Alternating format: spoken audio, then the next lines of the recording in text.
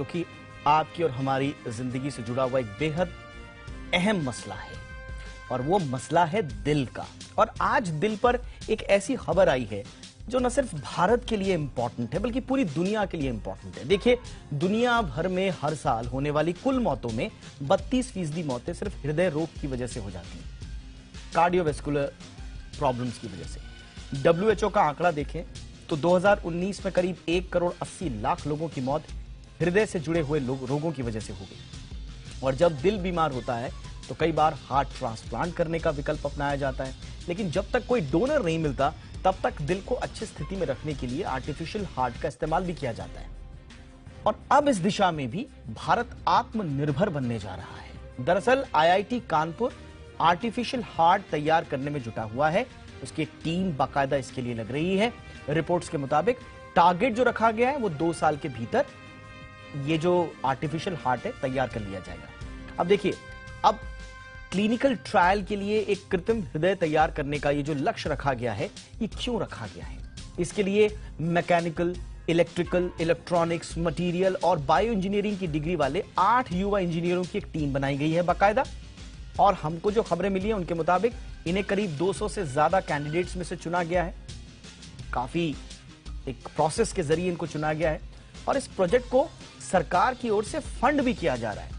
IIT Kanpur का यह project सिर्फ स्वदेशी होने के लिहाज से अहम नहीं है, बल्कि ये आर्टिफिशियल हार्ट बनाने के मसले में पूरी दुनिया में एक मिसाल भी पेश कर सकता है। ऐसा हम क्यों कह रहे हैं? देखिए, सबसे पहले आपको बताते हैं कि आर्टिफिशियल हार्ट होता क्या है और मौजूदा वक्त में इसकी कैसी डिमांड है।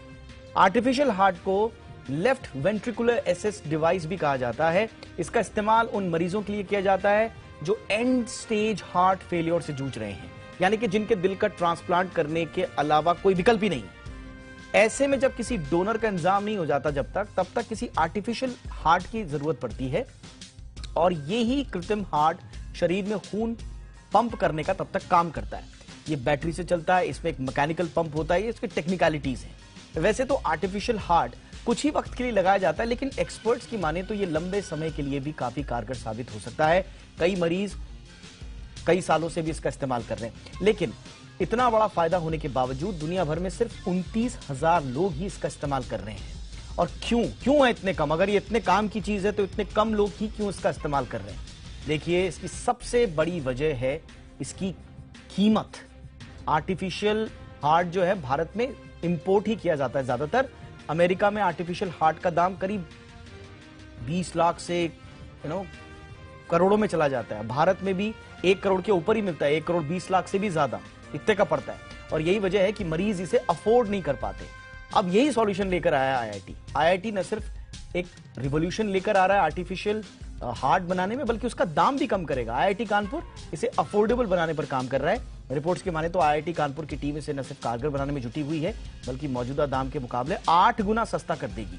एक्सपर्ट्स का कहना है कि देश में बना आर्टिफिशियल हार्ट पूरी दुनिया का ध्यान खींचेगा, क्योंकि IIT कानपुर जो आर्टिफिशियल हार्ट बना रहा है वो न सिर्फ एडवांस होगा बल्कि दुनिया का शायद सबसे सस्ता अफोर्डेबल आर्टिफिशियल हार्ट भी हो। चलिए, बहुत खास मेहमान इस वक्त हमारे साथ जुड़ रहे हैं। IIT कानपुर में biological sciences and bio engineering के प्रमुख प्रोफेसर अमिताभ बंदोपाध्याय सर हमारे साथ जुड़ चुके हैं, जो इस पूरी मुहिम के साथ जुड़े हुए भी हैं। और फोर्टिस एस्कॉट हॉस्पिटल में कार्डियोलॉजी के director doctor Arun Chopra sir भी हमारे साथ जुड़ चुके हैं। आप दोनों का बहुत बहुत स्वागत है। प्रोफेसर बंदोपाध्याय, आपसे ही चर्चा की शुरुआत करना चाहेंगे सर। 2 साल का आपने टारगेट रखा हुआ है। पहले तो हमारी तरफ से बहुत बहुत शुभकामनाएं आपको इस प्रोजेक्ट के लिए। क्या सोच है सर?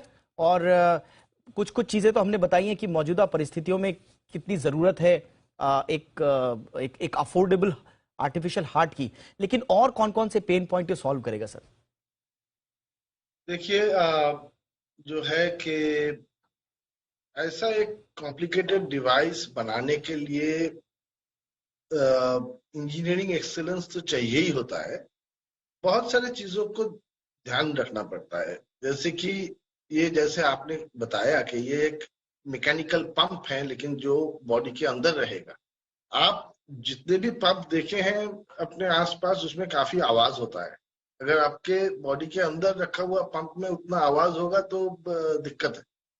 और ये आपको एक पर्टिकुलर फ्लो रेट पे ब्लड पंप करना भी पड़ेगा, लेकिन ज्यादा एनर्जी इस्तेमाल करोगे तो बैटरी लाइफ बहुत कम हो जाएगा, तो उसका भी ऑप्टिमाइजेशन करना पड़ेगा।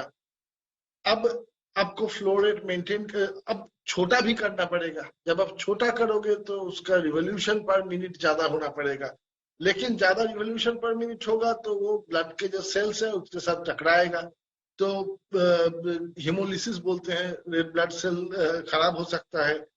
जो हमारे प्लेटलेट्स हैं, जो आपको पता होगा कि डेंगू में जिसका कमी हो जाता है, वो अगर किसी तरीके से एक्टिवेट हो गया तो उससे विपत्तियां पैदा हो सकते हैं।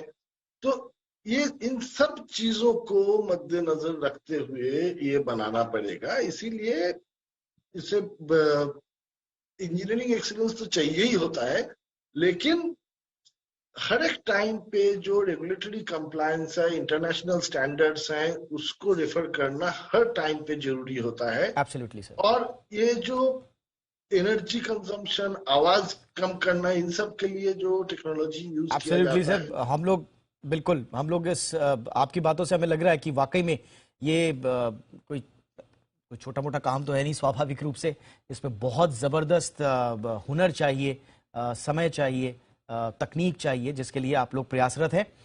डॉक्टर चोपड़ा, आपको ये कितना सिग्निफिकेंट लग रहा है, और जिस अफोर्डेबिलिटी की हम बात कर रहे हैं उस दिशा में ये कितना महत्वपूर्ण होगा? देखिए जी, बहुत ज्यादा, ये तो बहुत बड़ी चीज है। जी। आपने बात की हार्ट डिजीज की, लेकिन हम अगर स्पेसिफिकली हार्ट फेलियर की बात करें, जो कि हार्ट का पंप कमजोर हो जाने वाली बीमारी है, जिसके कारण के लोगों का सांस फूल जाता है, फेफड़ों में पानी आ जाता है, किडनी लिवर का फंक्शन और चीजें इम्पेयर हो जाती हैं, और जो कि डेथ का एक काफी मेजर कॉज है। अगर हम सिर्फ इंडिया में देखें तो हर साल करीब 10 लाख नए केस इसके पैदा होते हैं। और अगर हम इंडिया में टोटल देखें तो इसकी जो टोटल नंबर है वो माना जाता है कि 15 से लेके 50 लाख के बीच में इसका टोटल नंबर होगा। ये केवल इंडिया में है, जबकि आप खुद ही बता रहे हैं कि पूरी दुनिया में 29,000 के करीब अभी तक ये डिवाइस इम्प्लांट हुए हैं। अब अगर इंडिया में ऐसी कोई डिवाइस लगती है, एक तो बहुत कम अस्पताल हैं जहां पे ये फैसिलिटीज अवेलेबल होती हैं। जब लगता भी है 1 करोड़ से ऊपर की कॉस्ट आती है, तो आप सोचो कि कितने लोग हैं इंडिया में जो कि ये लगवा पाएंगे। सो अगर इसकी कॉस्ट 1/5, 1/6, कुछ 1/7 ऐसे हो जाती है, लेट से 15-20 लाख की रेंज में आ जाती है, तो नेचुरली एक तो ये ज्यादा कॉमनली अवेलेबल होगा, ज्यादा लोग लगवा पाएंगे, और इससे ज्यादा जगहों पे भी अवेलेबल होगा, क्योंकि फिर लोग अफोर्ड कर पाएंगे हॉस्पिटल्स इस पे इन्वेस्ट करना। और ये सिर्फ इंडिया में ही नहीं, ये पूरी दुनिया में जा सकता है। Absolutely. आगे भी जैसे बहुत सारी दवाइयां हैं, जैसे इवन जो एड्स की, HIV की दवाइयों की रेवोल्यूशन है, वो इंडिया से शुरू हुई है, क्योंकि दुनिया भर में ये दवाइयां बहुत महंगी थी। लेकिन जब इंडिया में सस्ती दवाइयां बन के चलनी शुरू हुई, कीमोथेरेपी की दवाइयां सस्ती बननी शुरू हुई, तो ये सारी दुनिया में जाती है यहाँ से। Absolutely. तो ये हमारा एक आत्मनिर्भर भारत या मेक इन इंडिया प्रोजेक्ट, हम जैसी भी बात करें, ये मतलब उसके लिए एक बहुत ही, मैं कहूँगा, महत्वपूर्ण और बहुत ही गोल्डन प्रोजेक्ट होगा। और अगर ये सफल हो पाता है तो मेरे ख्याल में इसकी तो मतलब बहुत बड़ा क्रेडिट होगा IIT कानपुर और सारे इनके साथ एसोसिएटेड डिपार्टमेंट्स। Absolutely sir. तो हमारी तरफ से ऑल द बेस्ट, Yes, बहुत sir. बहुत इनको शुभकामनाएं।